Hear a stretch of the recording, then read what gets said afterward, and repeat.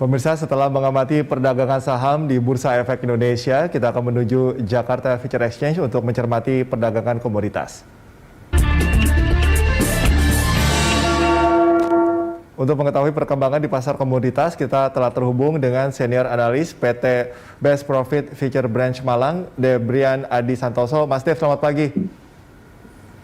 Pagi Mas Ikal. Mas Dev, ini kalau kita bicara di komoditas batubara ini kan sedang hangat-hangatnya diperbincangkan. Ini kalau Anda lihat dari kebijakan pemerintah saat ini terkait dengan batubara, kira-kira dinamika kedepannya akan seperti apa untuk batubara ini?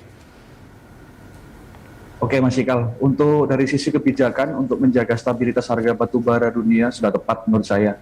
Karena jika kebijakan ini berlangsung terlalu lama, ada banyak efek multiplier di bidang ekonomi yang akan mengimbas kepada Indonesia tentunya.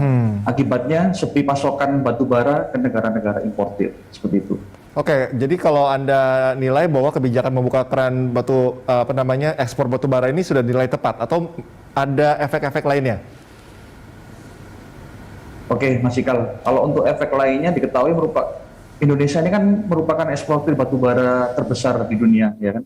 Jenis batubara ini umumnya digunakan sebagai bahan bakar seperti pembangkit listrik tenaga uap. Dengan adanya larangan ekspor batubara di Indonesia saat ini, berpotensi mendorong kenaikan harga batubara dunia karena ada 40% pasokan yang hilang di pasar, seperti itu. Oke, kalau kita mencermati banyak yang memprediksi bahwa 2022 ini harga komoditas akan panas ya di 2022. Anda punya penilaian lain atau seperti apa? Oke Mas Ikal, yang jelas selain batu bara, emas masih akan menjadi trending topik setidaknya hingga kuartal pertama tahun ini. Pasalnya harga emas saat ini mengalami anomali akibat isu kebijakan kenaikan suku bunga yang diproyeksikan sebanyak 3 kali, ditambah isu Omikron yang mulai meluas di beberapa negara. Oke, artinya kalau kita bicara mengenai COVID-19, meskipun udah beberapa kebijakan di berbagai negara ini sudah mulai reda, ini akan masih berpotensi cukup mempengaruhi ya untuk bursa komoditas sendiri? Betul, masih akan mempengaruhi karena dari sisi batu bara dan emas, ketiga komoditi ini diprediksi harganya akan mengalami peningkatan setidaknya hingga semester pertama tahun ini Mas Ikal. Oke, untuk tahun ini komoditas apa yang menjadi favorit para investor? Kalau untuk yang masih favorit saat ini adalah CPO, batu bara dan emas. Jadi ketiga komoditi ini masih diprediksi akan mengalami peningkatan ke depannya. Oke, untuk CPO sendiri sepanjang tahun lalu naik ya, apakah di 2022 ini akan berlanjut kenaikannya atau seperti apa? Untuk tahun ini harga CPO berkisar antara 1.000 US dollar hingga 1.250 US dollar per ton. Dirilis dari data GAPKI karena level produksi hingga tahun ini diprediksi masih di bawah 2 juta ton. Sementara faktor dari global, Malaysia dan Amerika Selatan sebagai penghasil CPO terbesar di dunia juga mengalami gejolak pasar akibat bencana alam banjir di Malaysia dan La Nina di kawasan Brasil. Bencana alam ini turut mempengaruhi keterbatasan produksi CPO yang mengakibatkan lonjakan pada harga CPO.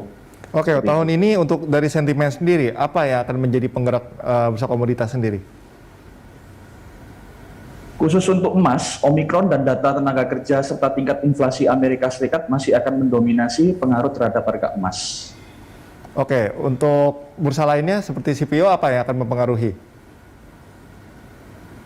Kalau untuk CPO, tahun ini sumber energi terbarukan belum bisa memenuhi kapasitas kebutuhan energi global. Maka sumber energi yang berasal dari komoditas alami akan mengalami permintaan yang tinggi dengan harga yang tinggi pula.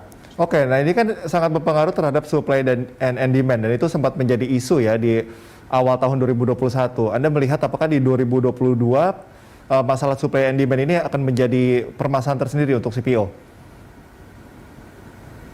Oke Mas Ikal, di tahun 2002 harga emas akan kembali bersinar karena seiring dengan pengaruh isu Omikron yang meluas di sejumlah negara dan data inflasi Amerika Serikat yang cukup tinggi hingga 7%, investor tidak perlu khawatir akan kebijakan moneter Federal Reserve, terutama soal kebijakan moneter Bank Sentral Amerika terakhir, yakni Federal Reserve mengisyaratkan akan mengakhiri pembelian obligasi bulanan pada bulan Maret dan diproyeksikan akan menaikkan suku bunga 3 kali tahun depan. Pasalnya selama siklus pengetatan terakhir antara 2015 hingga 2019, Federal Reserve menaikkan suku bunga 9 kali dan harga emas tetap naik hampir 35%. Selain itu, antara tahun 2004 dan 2005, Bank Sentral Amerika Serikat menaikkan suku bunga 17 kali dan harga emas naik 70%. Rentang harga emas diprediksi bisa tembus di angka 1790 hingga 1850 US dollar per troy ounce. Oke, kita sudah breakdown tadi ya batubara, kemudian ada emas dan juga CPO. Ini bagaimana dengan komoditas lain? Kita ambil sampel dua, misalnya coklat dan kopi. Nah ini bagaimana pergerakannya dari analisis Anda, Mas Dev?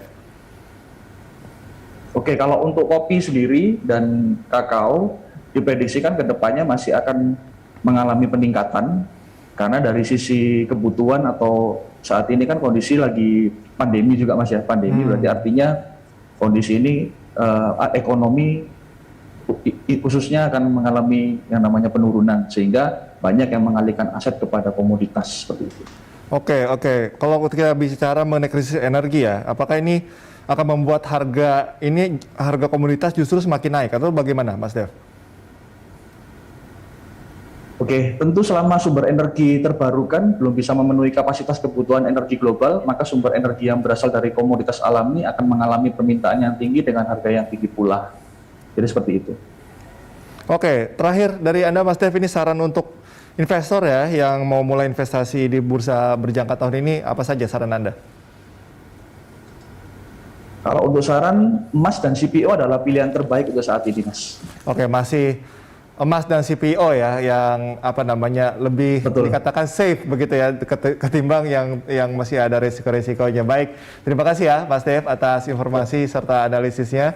Pemirsa, demikian senior analis PT Best Profit Future Branch Malang, Debrian Adi Santoso.